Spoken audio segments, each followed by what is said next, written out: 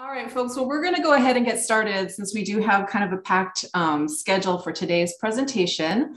Thank you so much for coming today. My name is Kate Paisani and I work at CARLA. This is our first presentation of the semester. Before I talk about the presentation today, I just want to alert you to the fact that we have a really great lineup of talks this semester. You can see those listed on the slide. The next one is on February 9th. And if you're unfamiliar with our presentations, you do have to register every time because we do a unique Zoom link for each of the presentations. So if you're interested in these, you just go to carla.umn.edu/presentations, and that's where you can sign up. I also want to mention that we have the live transcript enabled. So if you would like to turn that on, you're more than welcome to. And we are recording this presentation and it will be up on the CARLA website within a week or two. Okay, so let me go ahead and explain what we're doing today. If I can advance my slides, there we go.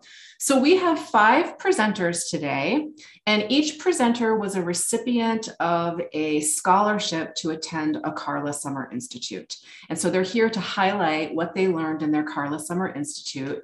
You can see from the list of presenters that we've got folks from Spanish, from German, from Finnish, and from French.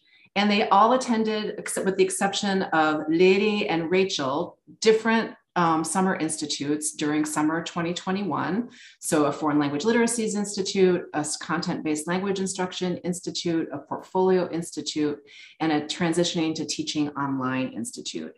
And each person is going to do kind of an elevator pitch of their main takeaway or their project from the Institute. So they'll have 3 minutes to speak.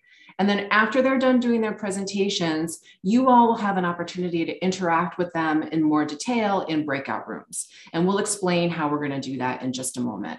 But I want to go ahead and move on to our first presenter, who is Leiry Warren, and she attended the Foreign Language Literacies Summer Institute. And I'm just going to hand things over to her so she can explain what she learned. Go ahead, Leiry.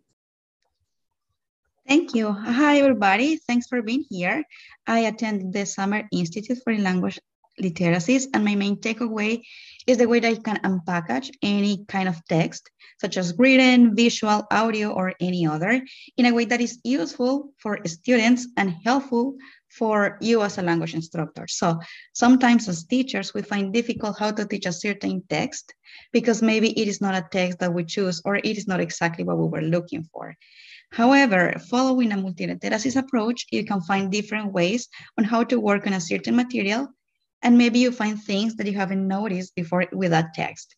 So considering the knowledge process framework, students go through this process of experiencing, analyzing, conceptualizing, and applying in order to acquire a second language. So these steps are not necessary to be worked in the same session or in the same order. You can adapt it to your needs. So this being said, you can take your students to first realize what they know about a certain topic with the experiencing step. Second, what they can think critically about the topic with the analyzing step. Third, how they can make meaning of the topic with the conceptualizing step. And fourth, to know what to do with what they just learned within the applying step. So this can be made in several classes or just in one, all depends on your time and needs. But how to do this in a manageable way for language teachers? So you can just unpack the text. With this, I mean that you can simply choose a text, then analyze it deeply and find all what you can in the text. So you can find things related with grammar structures or cultural information or content of the text, or maybe other features such as intertextuality or issues related with social justice or any other information that you can get from the text. And then after you find all this information, it is going to be easier for you to think about how you can approach this text to students. So you just need to find different ways where you can use all the information found in the text without the need of modifying the text.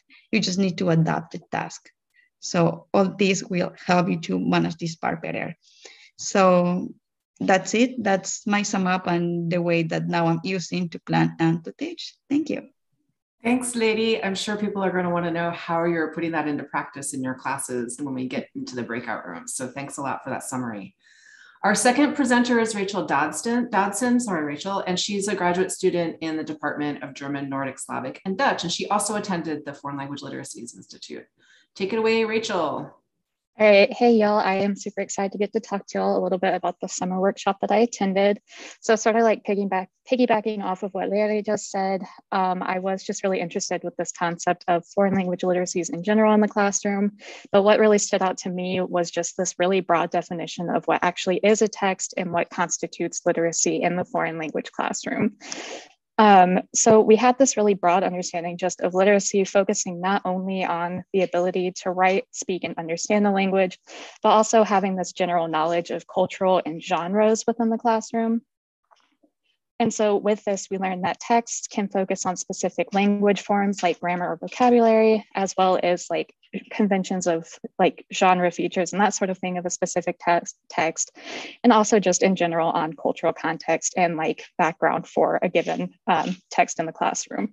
And so with that, it was really interesting to see how students were able to are able to discuss or work with more complicated topics and themes, even in introductory language courses. So like even just from the beginning on, you can work with more complicated ideas in the classroom. And so with all of that in mind, I developed a lesson plan for a second semester German class that discusses vocabulary associated with the concepts of identity, nationality, and belonging, with consideration of ideas like migration in German-speaking countries. So with my lesson plan, I really wanted to highlight the genre features of both free verse poetry and biographical texts. And while there is like a little bit of focus on grammar in this, the primary goals are just like cultural knowledge in general and genre conventions. And so really like the takeaway for me was that I could focus on either culture or genre conventions without having to like overwhelmingly focus on grammar. Yeah. Thanks so much, Rachel. I love that you and Leiry had two really different takeaways from the same Summer Institute. So I'm sure folks are going to want to hear more about that during the discussion. Okay, our third presenter is Dan Hadea, and he is a Finnish instructor in the same department as Rachel, and he attended the Content-Based Language Instruction Summer Institute. Go ahead, Dan.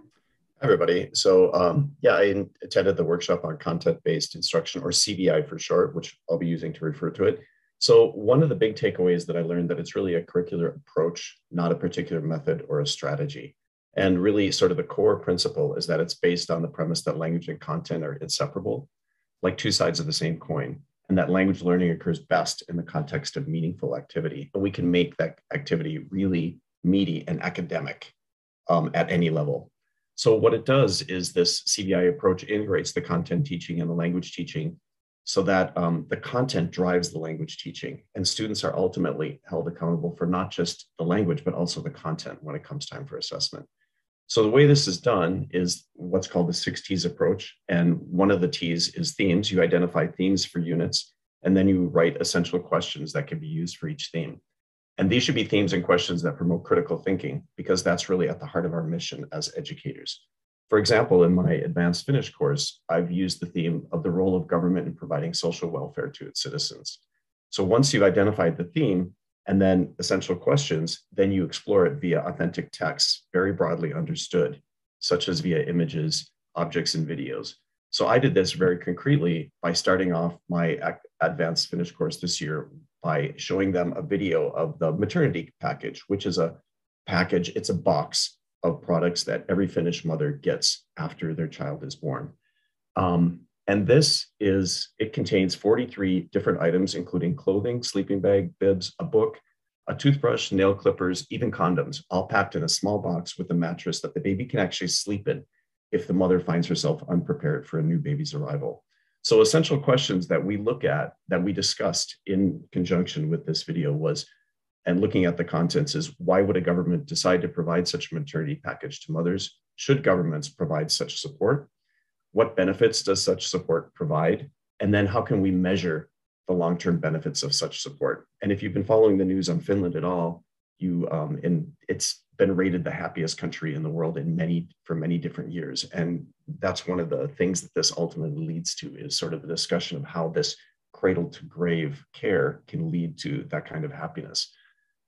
So discussing these kinds of questions leads really to a more academic discussion than might otherwise have been the case in a language classroom.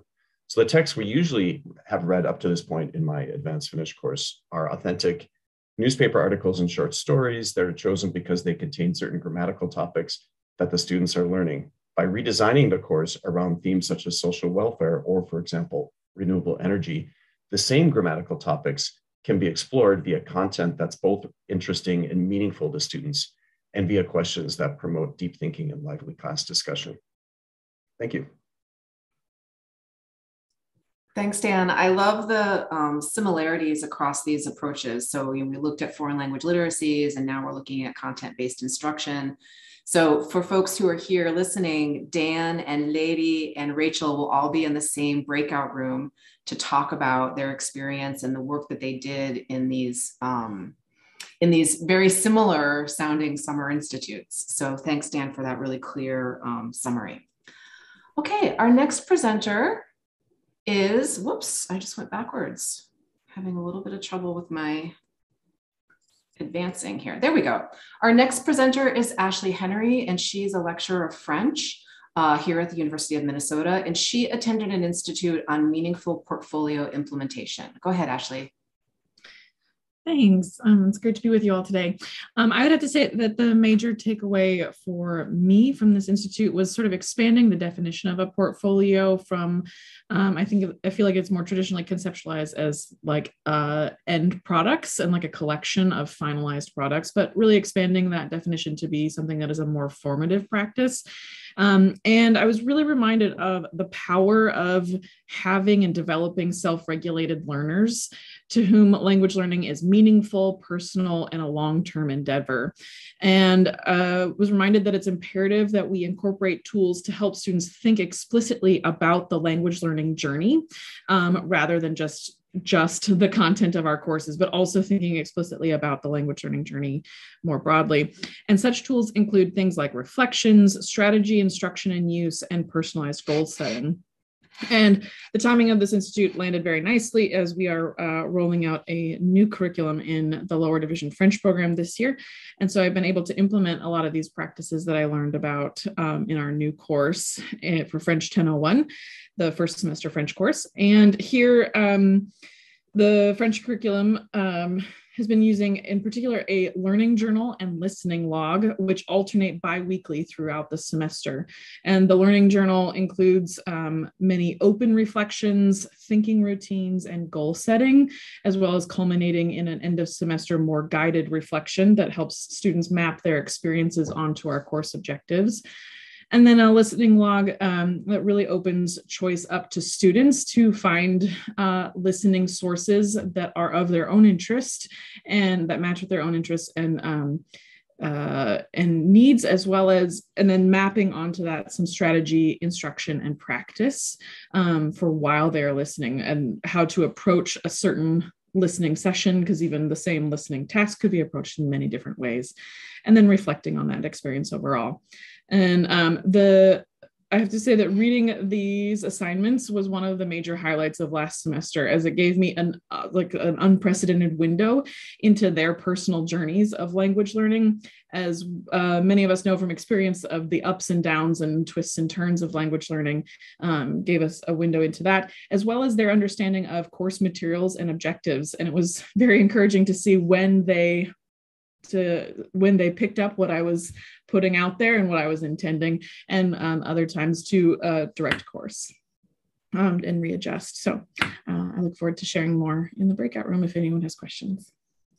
Thanks, Ashley. I like that you talked about how the students reacted to that. I'd be really curious to hear more about that. It's wonderful that this institute sort of coincided with your curriculum revision. So I'm glad it was useful for you.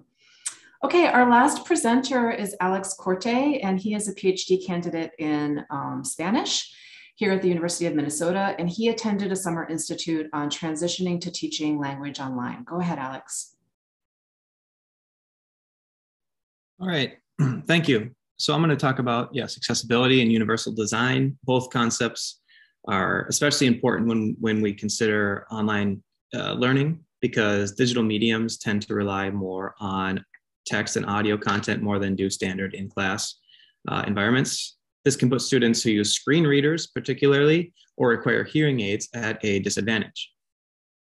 The Americans with Disabilities Act and the Web Content Accessibility Guidelines have written a baseline expectation for web usability into law. This means that as instructors, we are required to make our web content accessible. In addition, ensuring equitable access to class materials on the front end is good practice that saves time overall, and most importantly, lends itself to a more robust and inclusive learning environment. At the University of Minnesota, the Disability Resource Center is a great institute to work with when thinking about accessibility and universal design and accommodation. As of 2019, the DRC reported that close to 4,000 students were registered with them. This number only accounts for roughly 5% of the entire student population, but it's important to remember that not every student who needs an accommodation may wish to engage with the DRC. Other resources include academic technology support services, accessibility ambassadors, and the Accessible U website.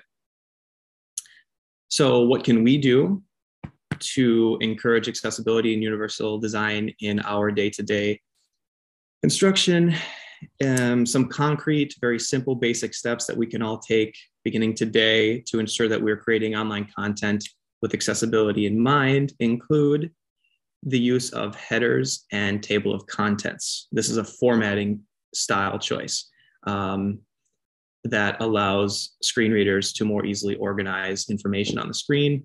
The use of transcripts and captions with video, text alternative, which I'll talk about in a minute, and descriptive hyperlinks. I've highlighted descriptive hyperlinks here because it's a super simple, straightforward exercise that we can do. All of us, we see a lot. Click here to access this link, and then just a little word here, H-E-R-E, is hyperlinked.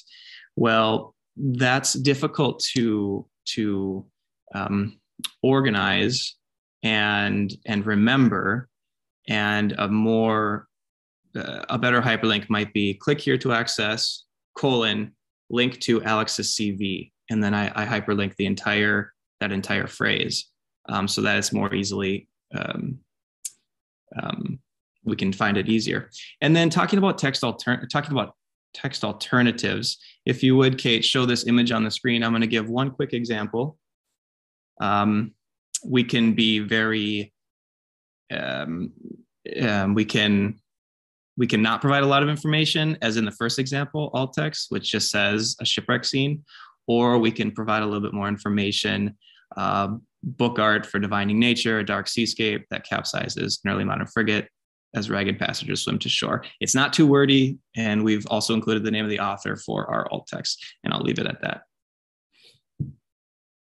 Perfect. Thanks, Alex. I like these sort of simple but mindful things that we can do to make things more accessible. And Ashley and Alex will be in the same breakout room, which I'm going to explain in just a minute. That may seem like a strange pairing, but I'm guessing that Ashley incorporated some use of technology in the portfolios. So I would guess that there's a little bit of affinity between those two folks who are going to be in that room. So what we're going to do now is we have time for 2 10-minute breakout sessions with a little bit of time in between to travel to go to a different breakout room. So we'll be putting the presenters into one of 2 breakout rooms. As I mentioned, Leiry, Rachel, and Dan will be in breakout room 1. And Ashley and Alex will be in breakout room 2. You can choose which one you go to for the first round of discussion. And if you want to stay in that breakout room for the entire 20 minutes, you may do so. Or when we send a message into the breakout rooms signaling that it's the end of 10 minutes, you can go into the second breakout room and interact with those presenters. And we're hoping that you'll be able to have a robust conversation about some of the details of the little teaser that they gave you today.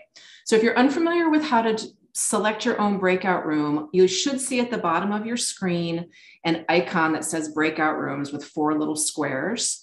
You click on that, and if you hover over the name of the breakout room, you should be able to see join.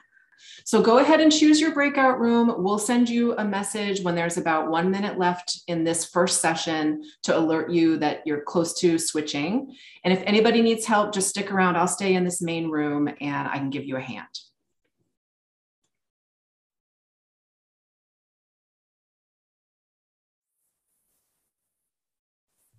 Okay, great. We didn't have a program for this part because we wanted people to just be able to freely ask questions. But I also know that people might be a little shy to start out. So perhaps we can just go in the order that they presented and just see if anyone has any specific questions for Leiry. And then we'll check in with Rachel and Dan. Anyone have any questions about what Leiry had talked about?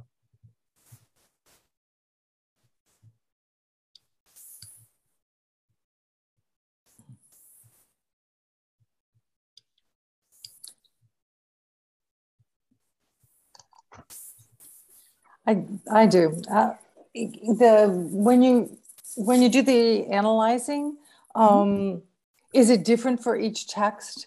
Do you have a different focus for depending on the text or depending on what you're studying? I'm assuming, yeah. Yeah, it depends on the text and depending on your goals. Because when you have the text and that, you kind of have like goals in mind. So what do you want to get with that?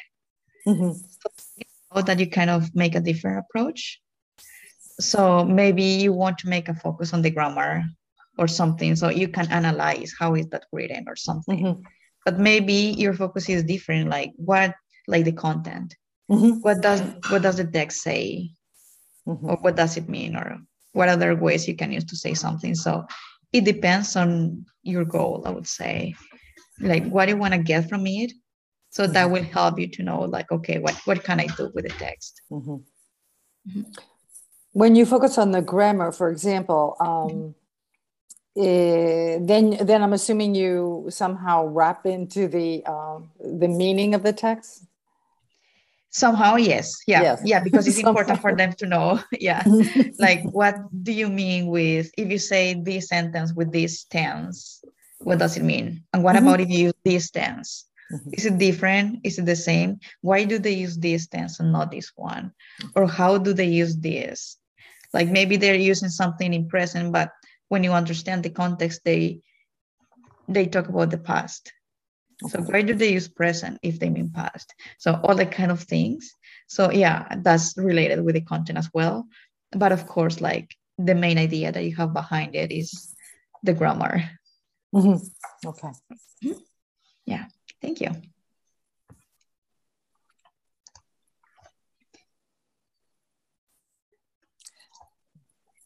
If nobody else is going to ask, I'll ask another question. And how do the students take to this? Are they enjoying it? I think so, because it's not like the typical way, okay, so like filling blanks or something like that. It's like go further than that. And that helps them as well to think critically about what they are doing. It's hard. I'm not going to tell you something easy because it's hard for them.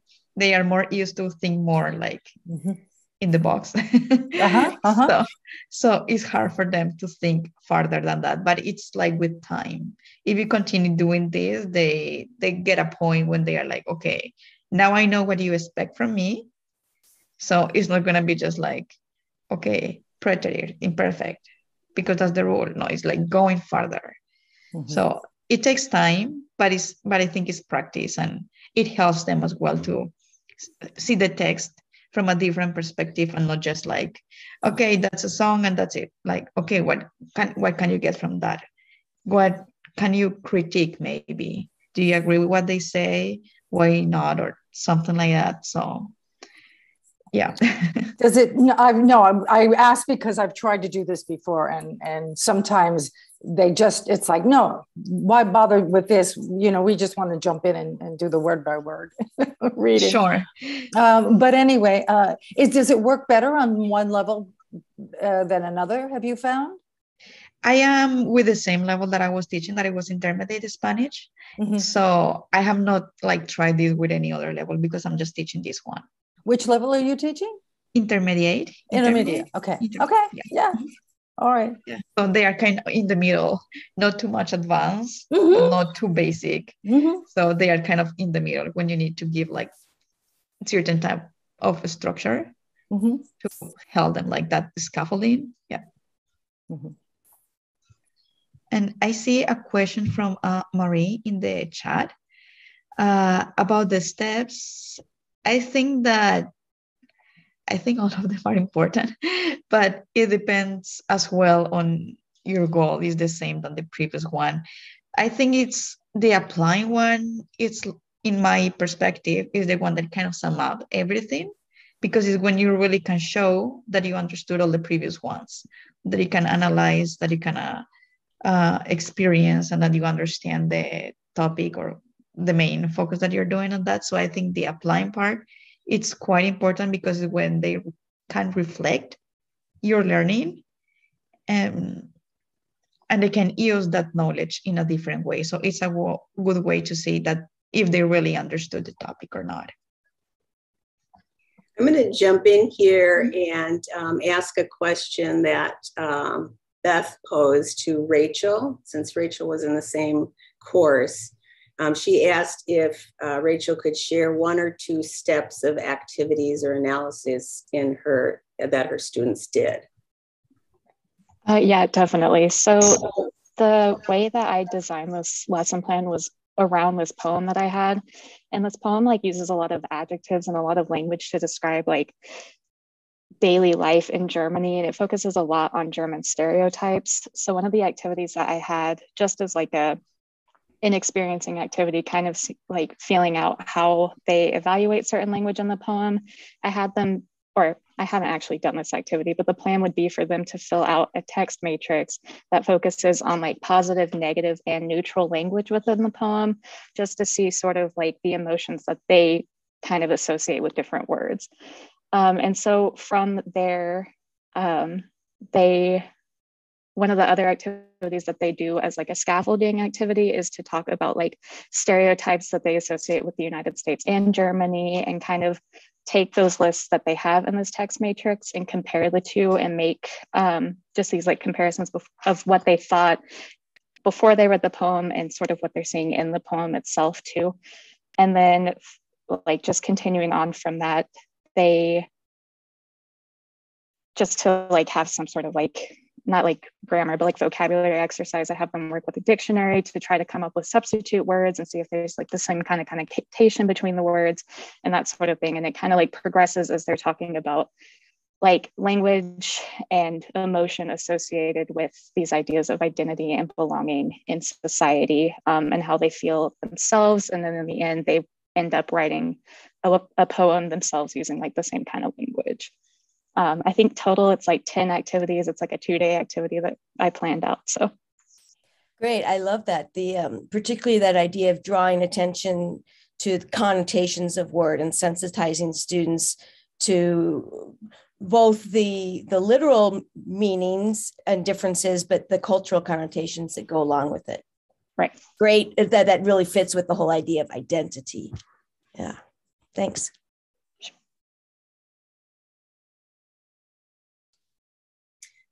Just so Dan gets some talk time here, we're going to get a notice soon that you'll be able to switch around, but it looks like Beth asked about assessing the content in the course, and I know that Dan hasn't implemented everything yet, but maybe you can talk a little bit more about what you plan to do with assessment.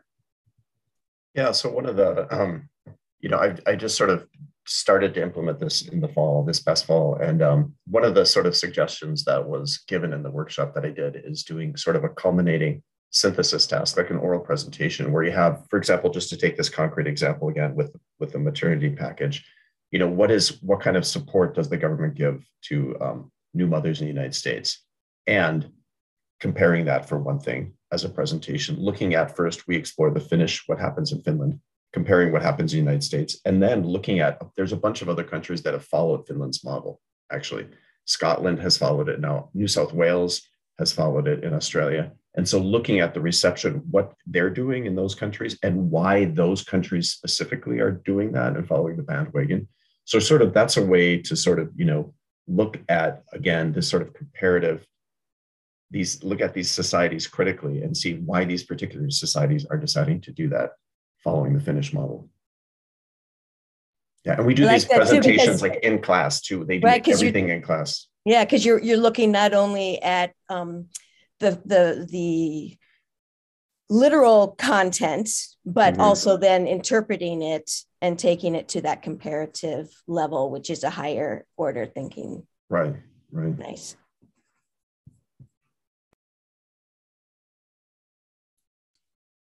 I want to make sure that people feel like they can change rooms.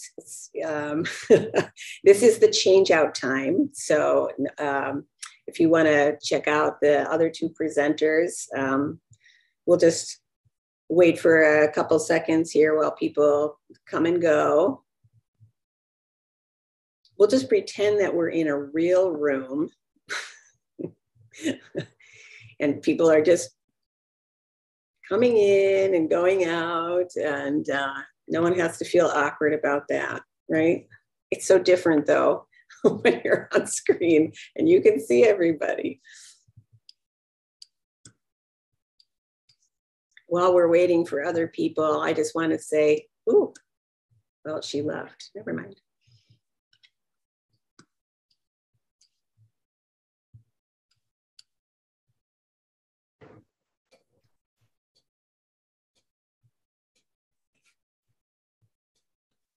Hi, Ginny. Hello. I see you have you're not muted, so I knew I could say hello and you could speak to me. Yep. All right, it feels like it's a little early for when we were going to start, but let's go ahead and start. And I see one question here from Blake that's to all the panelists. And so maybe we could do a round robin with that just initially. And that is, how do you prepare students to engage with the content that would otherwise be outside their knowledge set? So Leiry, do you want to start and we'll just go around the circle again, or if you... Okay. That's fine.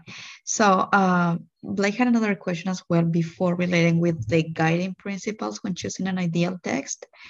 So I know it's so hard to find an ideal text. Sometimes we want to find something specific with some features, but we don't find it the same way we want to. So I just try to find something that is more related with what I want to work on. So if my goal is like how to talk about unexpected things, so I can just find for a song or something like that. And it helps as well, I think, to find like songs or something that is more attractive to students instead of something kind of boring for them. So I try to find these kind of texts that are more like attractive for them somehow, and that have like information or structures or something depending on the goal I have to work with them. So sometimes what I do is that I like different text, and what I do is to work on the intertextuality. So I work something with one text, something else with the other, and then I just tell them to relate them. How are they similar or how are they different? Or like, yeah, different perspectives with two different texts. And sometimes they come up with thoughts that I didn't have or that I haven't noticed because our experiences are different. So I just try to work on that as well with them as a way to keep them engaged, and they can use their own experiences or their own perspective to talk about the text. So they are not like limited to what I want to work with them. Is they can express themselves as well through the text. Great. Rachel, do you have some things to say about that? Yeah, sure. So when I was planning out this lesson, I made sure that like thematically it fit in fairly well with like that section of the textbook that we were working with. So like that specific chapter had a lot to do with like questions of identity and migration, immigration, that sort of thing. And so I wanted to just find a text that sort of took those questions that they were already dealing with and pushed it a little bit further so that they had to like do more with it outside of what was already given to them. And with that, I also, when I was picking the text, I really wanted something that I felt was short that theoretically we could handle within the course of like a 50-minute class session. But if like it felt like a really productive conversation, like it was really going well, it was something that we could extend to continue over the course of like 1 or 2 class sessions. And I think the other thing that I made sure to do, if it did feel like something that it might be a little bit beyond what they're capable of at that exact time, I have like scaffolding activities that will familiarize them with that material and that vocabulary before they're actually engaging with the text.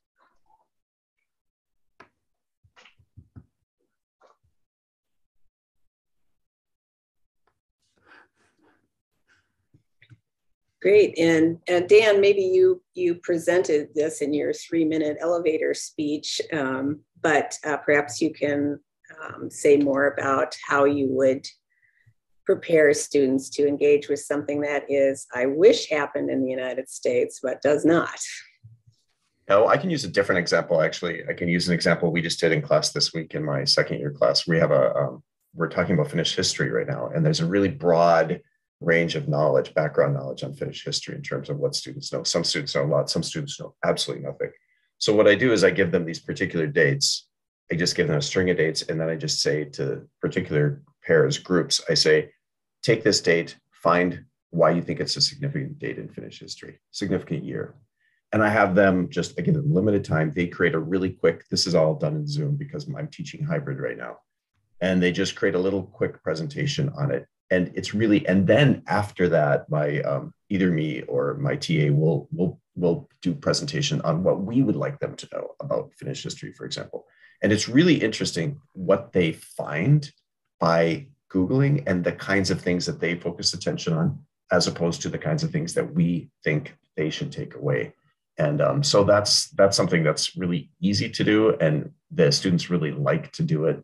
And it's really interesting to see that as American undergraduates, what they know and then what they actually find and what they focus on. So that's one thing we've used quite a bit.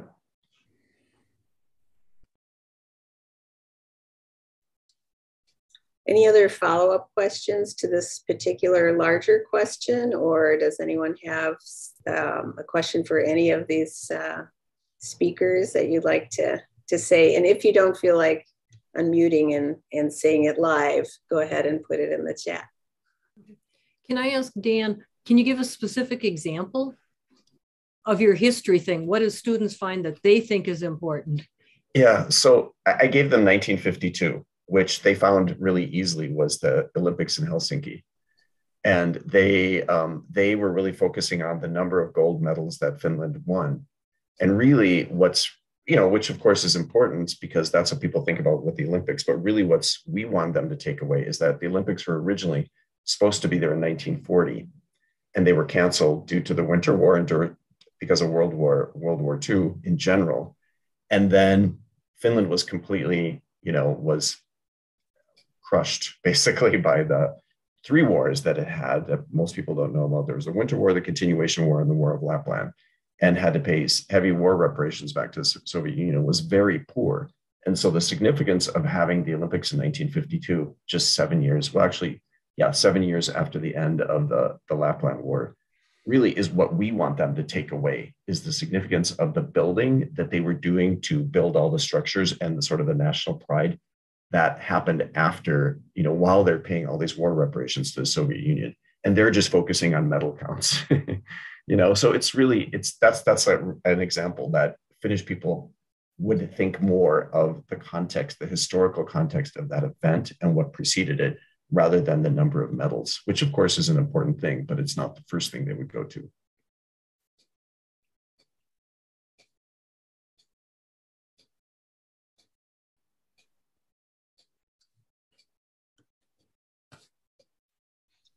Great. Any other questions specific? Doesn't have to be a continuation of this discussion, but something else that occurred to you during the elevator speeches?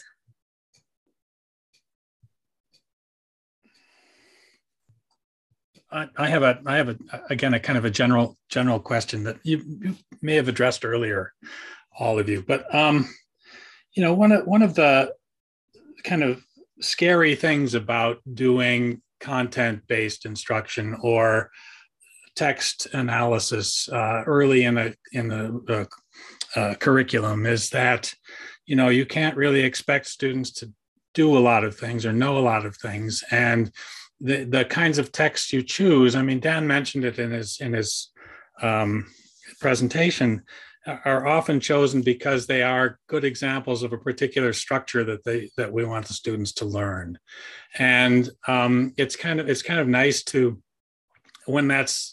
I mean, from what I heard Dan saying in his third year class, it's kind of serendipitous that there may be some things you can pull out of a text, but the general selection process is not about the structures that are in the text, but rather the content. I guess the question is how hard is it or how easy is it to avoid falling back into that trap of taking that content and basically focusing on the grammar and the structures that are in it?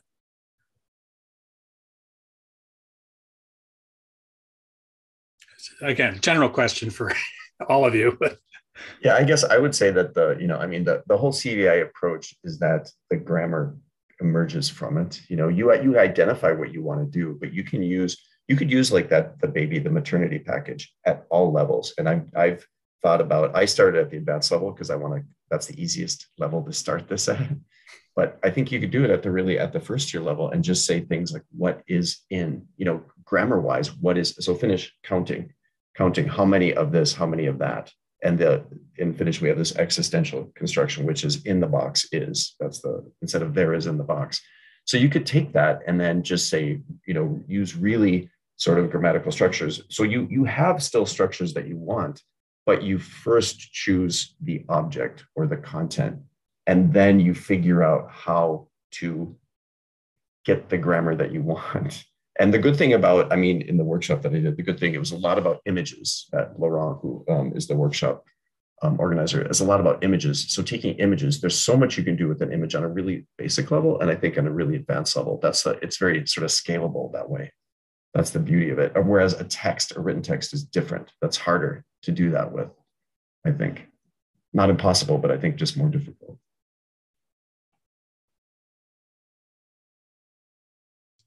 Leiry and Rachel, would you agree that it might be a little harder with a text? I think that I agree with Dan, and maybe with the grammar, if you want to work with grammar as well, maybe you just can make an activity with students where they have the content already and they can just switch it somehow using the grammar you're working on. So that way you kind of force them to use the grammar you want to, but you don't need to modify all the text just for that. You can use it as a bridge to take them to the grammar you want to. And Rachel, it looks like the breakout rooms will end in 40 seconds. Do you have any parting words of wisdom? Yeah, I'll just say that the poem that I chose for this lesson plan when I was developing it, I kind of intentionally chose it so that it didn't have any sort of complex grammar topics that they wouldn't be able to necessarily already recognize.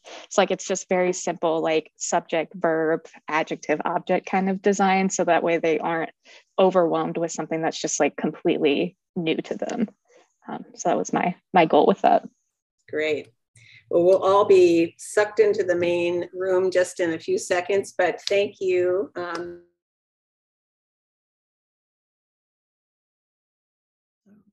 Open the floor. So Ashley, I did email you about this, but I'd like to discuss with other people as well. What are you using to store these portfolios? Yeah, so we gave them so with the learning journal and listening log, we gave them a prompt sheet that is separate, that is one Google Doc. And then we created like a template Google Doc for them that they can add their progressive journal entries to. But it was really important to us that we leave both of these tasks really open to the student and their sort of own journaling style and sort of listening style. So like a learning journal, it could be as sort of traditional or as simple as just typing your journal entry into the document. But then we also gave them options. I had a couple of students who were like very illustrative bullet journalers. So with lovely like calligraphy and coloring and all of that. And that was very much just a practice of their like regular journaling lives and how they take notes. And so they would sort of journal by hand and then upload pictures of those entries. So we left the formatting a little bit open to them, but also provided as a starting point a really basic Google Doc that had links to the instructions and then space for the entries and a table to sort of fill out for each task. So do these come into your email like from all the different people, or is there some place like a Google Drive folder where they're all in? Or and then we had them upload their documents to Canvas for an assignment. And we had them upload them 3 different times throughout the semester. So we had like different check-in dates because it is just like regular at regular intervals, but we didn't need to see every single entry. And so we did like 3 check-in dates throughout the semester where they uploaded essentially the same document. So each time it just had more data filled in or more writing filled in. But yeah, so they uploaded the same thing to Canvas 3 times, and then we were able to view it pretty easily in SpeedGrader. Okay, thank you. And then is there a process towards the end of the semester where you give students the opportunity to look back at what they've written over the course? And in fact, that was the most rich piece of the entire process. So we had a final learning journal entry that was a bigger reflection that prompted students to go back actually to our syllabus and look at the course objectives that we had laid out, and then to choose 2 or 3 areas from the objectives that they felt they had developed the most and explain how and why by looking back at their experiences, both in their journal, but then other like specific course experiences that they had throughout the semester. So it was sort of culminated with this bigger journal entry at the end. I have a couple questions. First of all, it's good to see everyone. And secondly, well, actually, now the questions. One, are these entries graded, and if so, on what kind of a rubric? And secondly, did students have the opportunity to see each other's portfolio? Yeah. So they are graded, and I can share my screen real quick to let you look at the rubric. This is the rubric for the learning journal, and then there was a very similar rubric for the listening log. So they were for each of those 3 check-ins, they were graded for completion and effort on the new entries for that check-in. So it's graded on completion and effort, but you can sort of see some of the some of the aspects we were looking for in the rubric here for each area. And so certainly it was like their degree of reflection or the thoughtfulness that you could, evidence of thoughtfulness. Like some students who scored lower in this, for example, would just recount what we did in class. Like, we studied adjectives this week. Like, okay, but that doesn't really like reflect on your experience of learning about adjectives. So that was sort of how our rubrics were structured. And then they did not see each other's. It was meant to be a very like private place. However, private between the student and the instructor. Of course, it's still viewed by the instructor. But then after each journal check-in, they did also have a class discussion where they could share resources, share what they had been listening to, or share things that had come up for them in their journals. So there was some public space that they could sort of share their successes and challenges as well. Yeah, I mean, I wonder if there might be a possibility of taking that formative aspect and also making it some sort of a, one of the other reasons for portfolios is demonstrating what you are capable of, or what you've been doing, so that there may be a private facing and then a public facing aspect to it. Yeah, and certainly I think that was one of the challenges for us, like sort of both coming out of this institute, but then also as we were looking at our new assessment plan, because our new assessment plan is really based on students producing products showing their proficiency of what they're able to do from each chapter. And so I spent a long time, and then my colleague Lauren, who's here in this breakout room, also we were debating for a long time, like, can we do all of these things together in one product and call it a portfolio, or should it be a little bit more separate? And we were having a hard time like making it sync together because they are a little bit disparate tasks. And also we didn't want it to be like such a large singular thing that students had a hard time distinguishing its pieces. And so we kept them as sort of separate tasks that way. Okay.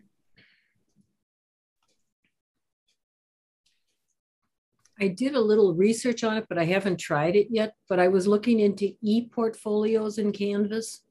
Oh, the advantage in Canvas. of that would be that then the next semester they could still access it. And kind of because you're doing 1001, you'd really like to keep this progression going. So I set one up for myself, and I haven't had my students try it yet. But you can set this portfolio up in Canvas. It's under your little personal settings, and then share it with an instructor, so they could theoretically share it with their instructor next semester, do something. And my idea is that maybe we'll get this going, and then they would have the reflection over all their language courses. Certainly. And another tool that I saw that I messed around with a little bit, but ran out of time to sort of really implement, is Google Sites also has like some portfolio like templates. But then it was tricky to figure out how to make the template that then students could apply. So it's like I could make my own portfolio, but then like giving them like just basically a blank one to fill in, that like logistics was a little bit more tricky. So I think, so figuring that stuff out. We did that in our TTLO last summer. I made a template in Google Sites and shared it with people, and you can do it. It's not super straightforward, but yeah, thanks. I would love to hear how you did it. Because I agree, like being able to carry it on, like, because it is a practice that we're implementing in multiple semesters. So it would be really great for students to be able to look back at their journals from first semester when they're in the third. And one caveat about the Canvas e-portfolios, you can do them as long as you have access to the Canvas. But once they get out, like we can't share publicly beyond Canvas. So we were looking at teacher portfolios. And so we decided not to do it because of that. And I'm going to actually switch gears a little bit and ask Alex if it's easy enough to do the accessibility in like Google and Word, but how are you finding doing accessibility inside of Canvas? That's a good question, because Canvas has a lot of good possibilities for synchronization with other apps like Flipgrid I'm thinking about. But it can also be kind of finicky. What I like to do is create my own separate Google folder with all of the resources, so that in the off chance that something doesn't sync well with Canvas, there's always that link for students to access this transcript or this resource or that resource.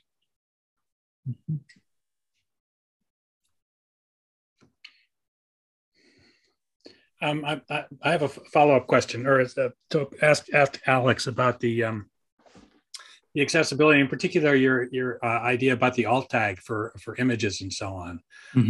One of the issues that we often have in language teaching is having students actually describe things, and on the one hand, it's kind of a neat sort of subtle way of demonstrating how you might describe things by using alt tags to actually give some description of what the image is.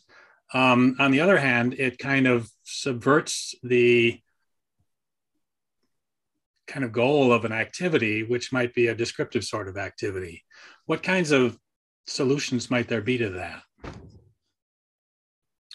Okay, so I'm thinking of if the goal of the activity is, like we've done before, I believe with our PACE stuff, look at this image and talk about it for 60 seconds using as much descriptive imagery as you can, or something like that.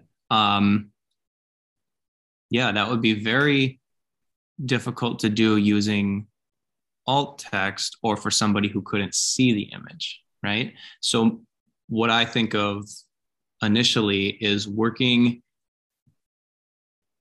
interpersonally with another student to take turns, maybe not describing an image, but describing an idea that one or another has in their mind. So let's take a concept or a vocab term and try and describe it without saying it, right? That's one idea off the top of my head, but I'd be interested to hear what other people might suggest. I have a piggyback off of that. I actually encountered this in class before the pandemic. I had a student who was blind, and I never had to think about like those type of activities about, you know, put a picture on the board and describe it. And so what I did was provided them with the English alt text, and then they were able to describe in Spanish. But yeah, that I was also going to ask on that point, if you learned, so these are the things that you were thinking about in switching to online, and now that we're in person, how can we adapt some of these things in the classroom to be able to, you know, if we encounter a student like that, how can we provide them the most accessible activities with these tools? Yeah, so that's a great question. So how do we spent the last 2 years focusing on adapting our instruction online, but now that we're coming back into the classroom, we want to make sure that we're not reinventing the wheel, so to speak. I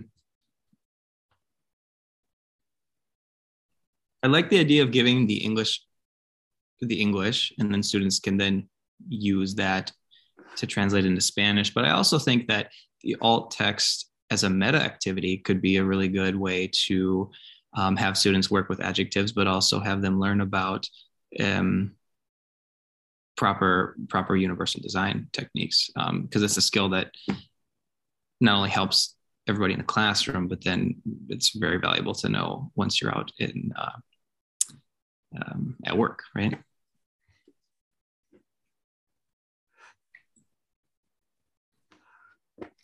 I've seen people coming and going, so just a note that if you wanted to switch rooms at this point, or you're welcome to stay with us here, and welcome to those who have joined us. So any questions for our two presenters? I have a quick question. Oh, you go. Sorry. You go, Stephen.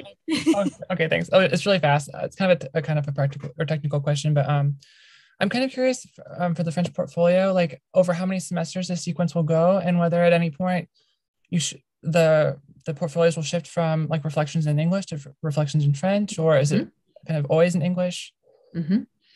Yeah, so with the first semester French, for the learning journal in particular, we told them that they were not expected to use French in those entries, but they were fully given full permission to reflect as much as they wanted to or needed to in English.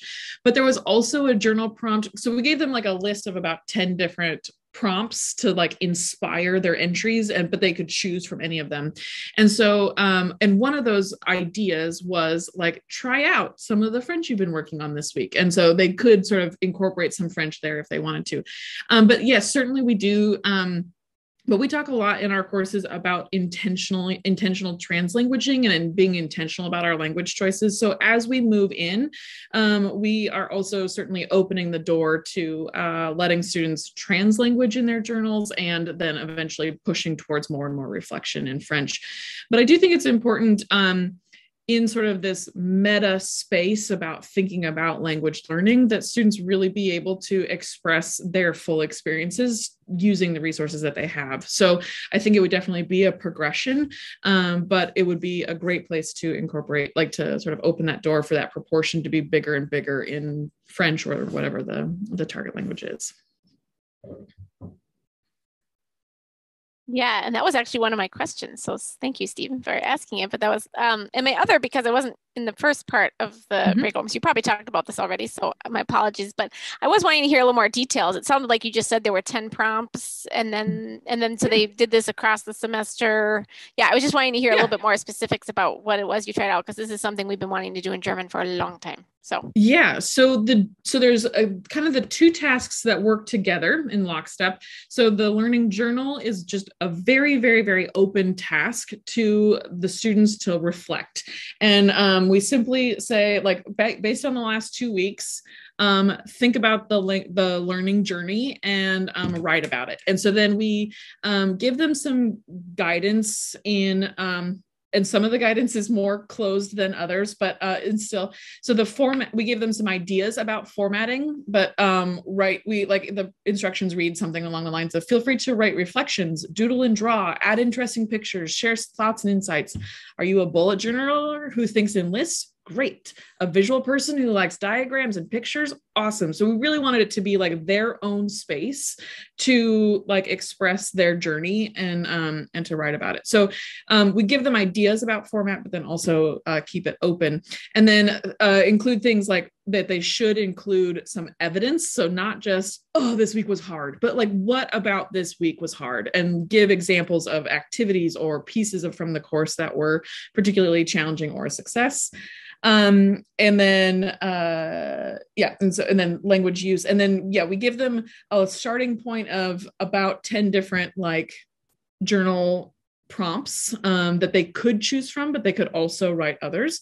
We had some students who would like every time pick like 4 different prompts. And I was like, you only have to choose one, but they would just write several things, I guess, spoke to them. And so then they would use lots of those to express what was happening for their experience. And so we wanted it to both be like open, but scaffolded, if that makes sense. So, and then if you are, I also talk about the listening log, if you're also interested in that piece. I don't know if it was more that or just the journal role. Okay. So the listening log, similarly, they could listen to any French-speaking audio source that they found, audio or video. And so we gave them a list of some places to start and look for those things. And then and then also gave them a list of strategies that it was from Cohen and Oxford and She. They published a list of strategies, like of language learning strategies that covered multiple modalities. And so they had to select a strategy and say, for this listening session, I am putting this music on and listening, or I'm listening to the rhythm and music of French. So like, what does it sound like? And I'm paying attention to how it like ebbs and flows, less about understanding every single word. Or this listening session, I'm going to listen to the same 30 seconds 5 times to try to get every little piece down. So, you can apply different strategies. So they had to choose one and apply it and then reflect on how that strategy worked for them or not. And then to incorporate some French here too, then they had to react to it. So say, what did they like about it? Did they like this thing? Did they not? And that was a place where we did ask them to use as much French as possible. So there was an expectation of at least a little bit of French. They could at least say, la chanson est intéressante, right? They could at least say the song was interesting. And then they could explain more in English about what was interesting about it, but there should be at least a bare minimum of French in there. So that's sort of where it was. And I see in the chat that Marie asked if we're planning to make any changes to the journals after testing them out this past fall. The journal piece seemed to work really, really well. So I think in general, it can stay more or less the same. And I think that perhaps I think the biggest pitfalls were like the pattern of students, which like the degree to which a student like actually reflects is always dependent on multitudes of variables, right? Like, do they have the time to sit down and write a journal entry at this week or not? So there can be lots of different things, but even still, just helping them realize like what is reflection versus just recounting what happened that week, and sort of making that distinction. Because if the reflections were surfacey or like pretty superficial, it was because they just said, this week we studied adjectives and that was about it. So helping them sort of see those differences. I get the same thing when I ask teachers to do reflections. Right? Yeah. Yeah. So how do you get them to move deeper into reflection rather than just reporting? Is a good question. Yeah. Yeah. I think some of it is just modeling and like even talking about that a little bit more too, of modeling. And I think our prompts are trying to like lean into sort of the emotion side of things too. Like what made you feel confident? What made you feel insecure this week? What made you feel happy? What made you feel frustrated? To get more into the experiential side. Right, exactly. I feel like with the proper prompt and the proper verbs, that will help students a lot. I think about when we, as graduate students, first started learning about how to make instructional goals. A goal is students will learn Spanish adjectives. A better goal is students will be able to use Spanish adjectives to describe their day, right? And so you could apply that same concept too. What did you learn this week? Or how did learning adjectives influence so-and-so in your language learning? We've got a 60-second warning. So any last thoughts, Alex, Ashley? I thank you all for your questions. I think that was great.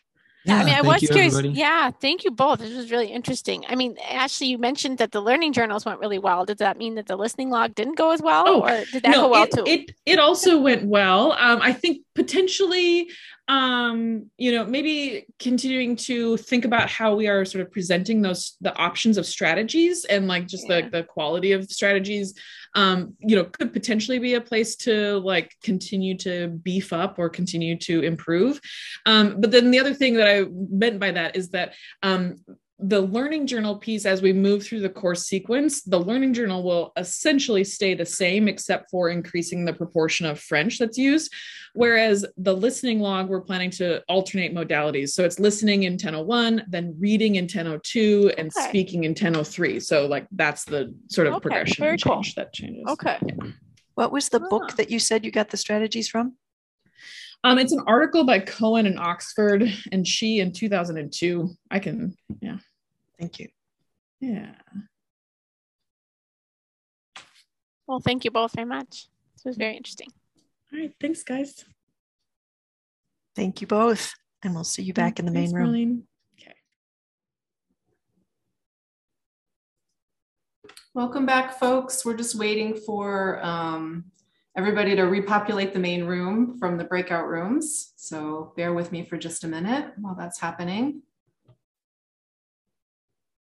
So we're here at the CARLA offices, and Karen Larson is in the office behind my computer, and Marlene Johnsoy is in the office behind me, and I could hear people talking. So it sounds like it was a very robust conversation. I felt a little bit sad that I was the one who elected to stay in the main room because I couldn't be involved in the conversations. Okay, I think folks are back. So we just wanted to do a quick wrap up.